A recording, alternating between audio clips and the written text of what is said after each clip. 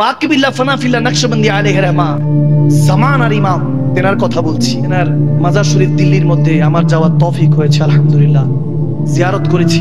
তেনার কাছে এক তেনার ফলোয়ার মুরিদ এসে বলতেছে, হুজুর ফানাফিল্লাহ কি বাকাবিল্লাহ কি? এখন ফানাফির শেখ, ফানাফির রসুল, ফানাফিল্লাহ, বাকাবিল্লাহ চারটা মাকাম আছে। যেমন শরীয়ত, তরিকত, হাকিকত, মারিফতের মাকাম থাকে, তেমনি ভাবে ইসলামের মধ্যে এরকম মাকাম আছে। নফসে আম্মারা, লাওয়ামা, মুলহিম এবং নফসুল মুতমাইন্না পর্যন্ত স্তর আছে। এগুলো অনেকে বুঝে না।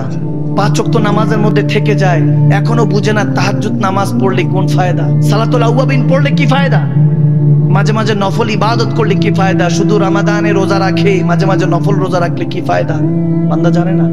মুরাকাবা, মুশাহাদা, মেডিটেশন আমাদের অন্তর থেকে চলে যাচ্ছে। ইয়ং স্টাররা শুধু বিভিন্ন দুনিয়াদারি নিয়ে আছে, কিন্তু ওই জামানার এক যুবক হযরত ইমাম বাকিবিল্লাহ ফানাফিল্লাহ নকশবন্দি আলাইহির রহমাত দরবারে গিয়ে জিজ্ঞেস করছে, হুজুর ফানা কি আর বাকা কি? ফানা কি আর বাকা কি? তিনি বলছে, যে আমার জানাজা পড়বে তার থেকে প্রশ্নের উত্তরটা জেনে নিও। যে আমার জানাজা পড়াবে তার থেকে জেনে নিও। অনেক বছর কেটে গেল, ওই লামহা আসলো, হযরত বাকিবিল্লাহ ফানাফিল্লাহ নকশবন্দি তিনি ইন্তেকাল করলেন। পর্দা করার পরে লাখো জামায়াত হযরত মুজাদ্দিদ আল ফিসানি শেখ আহমদ সিরহিন্দি আলাইহির রহমাত, তেনার শেখের কথা বলছি, ইমাম বাকিবিল্লাহ ফানাফিল্লাহ নকশবন্দি, যিনি মুজাদ্দিদ আল ফিসানি শেখ, যিনি বাদশাহ করে দ্বীন ইলাহিকে ধ্বংস করে দ্বীন ইসলামকে জমিনে কায়েম করেছিলেন। সুবহানাল্লাহ। গভীর কনসেন্ট্রেট, মনোযোগ। কোথা থেকে ইসলাম এসেছে খবর তো নাই আপনার আমার। রেডিমেড ইসলাম পেয়ে আমরা আল্লাহ রাসূলের ইসলামকে কেউ ফুটবলের মতো এখান থেকে লাথি মারে, ওখান থেকে নাউজুবিল্লাহ পড়ে। ইসলাম বুঝার চেষ্টা করবেন ওলি আল্লাহদের নজরিয়া থেকে, রসুলে আরবির নজরিয়া থেকে, আহলে বায়াতে আথারের মহব্বতের নজরিয়া থেকে, তাহলে বুঝতে পারবেন আল্লাহর ইসলাম কি। গভীর খেয়াল। যখন ওই বাকিবিল্লাহ ফানাফিল্লাহ নকশবন্দি তিনি ইন্তেকাল করলেন, তিনি ইন্তেকালের পরে এখন হাজার লাখো মানুষ জামায়েত ওই জানাজার মধ্যে সমবেত, কিন্তু কেউ সাহস হচ্ছে না এত বড় আল্লাহর ওলির জানাজা পড়াবে কি, কে পড়াবে, সাহস করতে পারছে না। যখন এরকম হলো না, কেউ একজন দেখলেন, সবাই দেখছে যে কে কে পড়াতে পারে, এরকম হচ্ছে, হঠাৎ করে ওই ভিড়ের থেকে একজন এরকম পর্দা দিয়ে মুখটা এরকম ঢেকে, মুখটা ঢেকে কেউ একজন আস্তে করে সামনে এগোলেন, সামনে এগিয়ে জানাজা পড়ালেন। সুবহানাল্লাহ।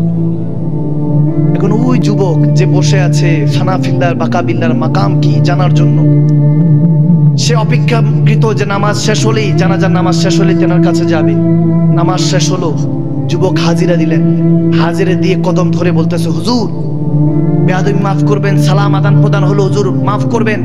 হযরত বাকিবিল্লাহ নকশবন্দি হুজুর বলেছিলেন, তেনার কাছে একটা প্রশ্ন করেছিলাম, ফানা কি আর বাকা কি, ফানাফিল্লাহ কি বাকাবিল্লাহ কি জানার জন্য প্রশ্ন করেছিলেন। তিনি বলেছিলেন যে আমার যিনি জানাজা পড়াবে তার কাছ থেকে জেনে নিও। হুজুর আজকে আপনি তো তেনার জানাজা পড়িয়েছেন, এতক্ষণ সবাই দাঁড়িয়েছিল, লাখো মানুষ, কেউ সাহস করে নাই। হুজুর অন্তত আজকে আপনি বলুন ফানাফিল্লাহ কি বাকাবিল্লাহ কি? ওই নাকাব পোস্ট, ওই পর্দা নিশিন আল্লাহ ওয়ালা, ওই আল্লাহর খাস বান্দা নবীর আশিক, যখন এরকম পর্দা করা, তিনি পর্দা থেকে মুখটা ঢাকা, তখন তিনি মুখটা ঢাকনা থেকে ভাবে সরিয়ে সবার সামনে চেহারাটা নাকাব পোস্ট থেকে বেপর্দা হলেন। বেপর্দা হওয়ার সাথে সাথে লাখ মানুষ একটা চিৎকার দিলেন। তখন সেই বুজুর্গ ব্যক্তি আল্লাহ ওয়ালা বলতেছে, দেখো এটা হলো ফানা, এটা হলো ফানাফিল্লাহ, আর এটা হলো বাকাবিল্লাহ।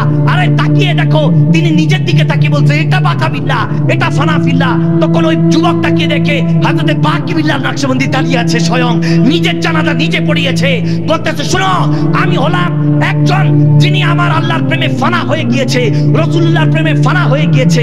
লাশটা যেটা দেখছো ওটা হলো বাকিবিল্লাহর ফানাফিল্লাহ, আর এটা যেটা দাঁড়িয়ে আছে এটা বাকিবিল্লাহর বাকাবিল্লাহ দাঁড়িয়ে আছে।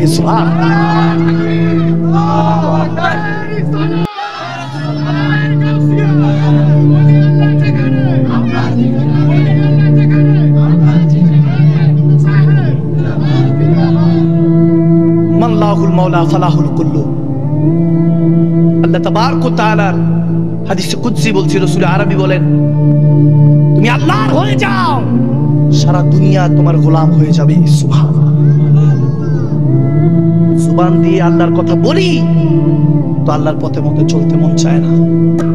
কলমার কথা বলি, নামাজের কথা বলি, এমনকি কবরের কথাও বলি, কিন্তু কবরের খৌফ আমাদের অন্তর থেকে উঠে গিয়েছে। আল্লাহ আমাদেরকে হেদায়েতের পথে চলার তৌফিক দান করুন। কাদেরকে ওয়াজ করব? প্রত্যেকটা দিন ওয়াজ করতে করতে মাঝে মাঝে চিন্তা করি কাদেরকে ওয়াজ করব, কি লাভ? বান্দা কি মৃত্যুর খবর কি একটাও পায় না? সারাদিন পায়। দু একদিন পর পরই মৃত্যুর অ্যানাউন্সটা বাজে, অমুক ইন্তেকাল করেছে, অমুক টাইমে জানাজা। বান্দা কি এটাও ভুলে গিয়েছে ওই জানাজাটার যে খাটিয়াটা দেখে, ওই খাটিয়াতে সেও যে একদিন চড়বে এটা ভুলে গিয়েছে?